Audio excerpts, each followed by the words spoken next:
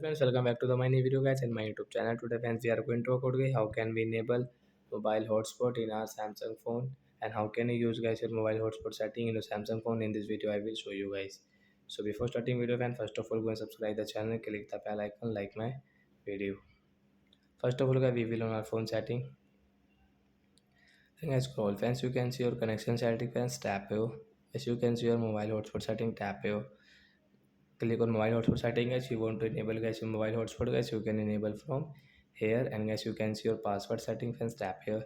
Guys you want to rename your password, you want to rename your device name, you can rename from here. And guys you can use guys your mobile hotspot setting from here guys. As you can see, hidden network you want to on, you want to off, you can enable and disable from here. Wi-Fi sharing as you want to enable and disable, you can enable disable from here. And friends, you want to enable mobile hotspot as you can enable from this right side. Friends, you can see no SIM card, enter a SIM card to use mobile hotspot and other options. So friends, you will have to enter your SIM card. So friends, you can enable your mobile hotspot, then you can use your mobile hotspot setting. So guys you want to enable your mobile hotspot setting guys, you can enable from here guys, your mobile hotspot will enable.